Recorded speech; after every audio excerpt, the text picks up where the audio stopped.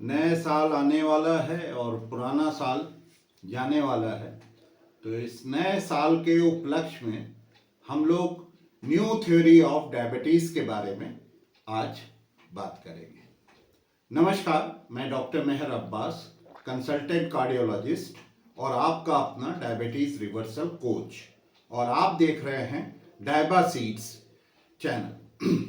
डायबा seeds आपको लो glycaemic load की products, diabetic products बनाता है और आपको नई नई इंफॉर्मेशन रोज़ाना देता है। तो आप लोग डायबा सीड से जुड़े रहें, आपको फ़ायदा ज़रूर होगा। तो आज हम लोग न्यू थ्योरी ऑफ डायबिटीज़ क्या है उसको समझने की कोशिश करते हैं। डायबिटीज़ का जो ओरिजिन है ये तो 3000 साल पहले आ गया था, मगर हम लोग बात करते हैं 100 साल पहले की, यानी 1923 से 1925 की।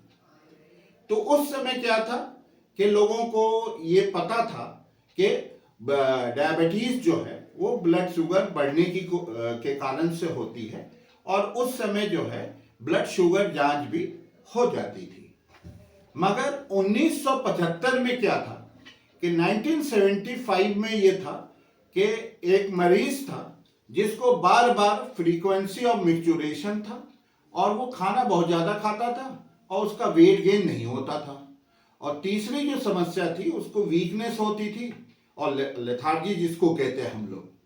तो लोगों का ये मानना था, शुगर देखी जाती थी, शुगर बढ़ी हुई मिलती थी, और शुगर बढ़ी हुई जब मिलती थी तो उसको इंसुलिन का इंजेक्शन लगा दिया जाता था। जब इंसुलिन का इंजेक्शन लगता था तो उसको जो है उसके सारे सिम्टम्स, मतलब जो उसको ज़्यादा खाना खाता था, जो ज़्यादा पेशाब करता था, जो ज़्यादा मतलब समझ लीजिए वीकनेस उसको मालूम देती थी, तो ये सारे सिम्टम्स उसके वैनिश हो जाते थे। तो इससे क्या पता चला? इससे ये पता चला कि इंसुलिन की कमी के कारण से डायबिटीज होती है, और उसमें इंसुलिन जब बाहर से दिया जाता है तो वो उसके सारे लक्षण खत्म हो जाते हैं। तो ये जो कॉन्सेप्ट था ये 1975 तक ये चीजें चलती रहीं, और लोगों को ये था कि डायबिटीज जो है वो इंसुलिन की कमी से होती है। फिर क्या होता है कि जब एक डॉक्टर साहब रहते हैं, वो डॉक्टर साहब क्या करते हैं, वो लोगों का जो डायबिटिक पेशेंट है उनका ब्लड निकाल निकाल के जांच करते थे। तब तो इंसुलिन लेवल की जांच नहीं होती थी, और वो जो है वो 1975 में ये था कि ये इंसुलिन की कमी के कारण से होता है। तो उसके बाद जब 1990 में क्या हुआ कि इन्होंने सबका ब्लड निकाला और निकाल निकाल के जांच करने लगे, इंसुलिन लेवल देखे गए। ऐसे 15,000 डायबिटिक पेशेंट्स का उन्होंने ब्लड निकाला और ब्लड निकाल के इंसुलिन लेवल देखा। जब इंसुलिन लेवल देखा तो वो तो इंसुलिन लेवल नॉर्मल से कहीं ज्यादा सब लोगों का था। तो उनका दिमाग ठनका कि भैया ये तो लोग कहते हैं कि डायबिटीज जो है वो इंसुलिन की कमी के कारण से होती है, यहाँ तो इंसुलिन सबसे ज्यादा बढ़ी हुई है। तो वो रिसर्च को कैरी ऑन करते रहे, और फिर जो है वो जोसेफ क्राफ्ट जी को नोबेल प्राइज मिलता है 1990 में, वो ये बताने के लिए कि इंसुलिन जो है वो डायबिटीज जो है वो इंसुलिन की कमी से नहीं बल्कि वो इंसुलिन रेजिस्टेंस के कारण से होती है। तो इंसुलिन रेजिस्टेंस के कारण से ये एक बहुत बड़ा चेंज हुआ। कहाँ लोगों का बिलीव ये था कि ये इंसुलिन की कमी के कारण से होती है, और कहाँ 1990 में डॉक्टर जोसेफ ने बता दिया कि ये जो है इंसुलिन रेजिस्टेंस के कारण से होती है।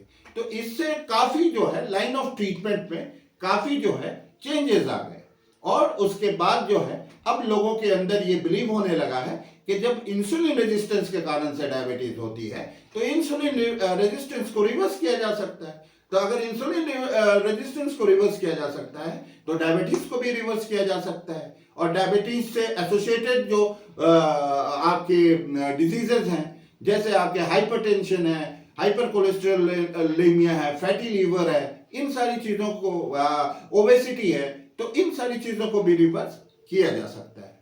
तो इट विल टेक टाइम, और सरकारों को भी समय लगा, और ये कोई बहुत ज्यादा पुरानी बातें नहीं है, ये केवल 35 साल पुरानी बात है जो जहां जब हम लोगों को पता लगा, और लोगों के अंदर अब ये विश्वास भी आ रहा है धीरे धीरे कि जो है डायबिटीज को रिवर्स किया जा सकता है। सरकारें ने भी स्टेप्स इसमें लेने शुरू कर दिए हैं।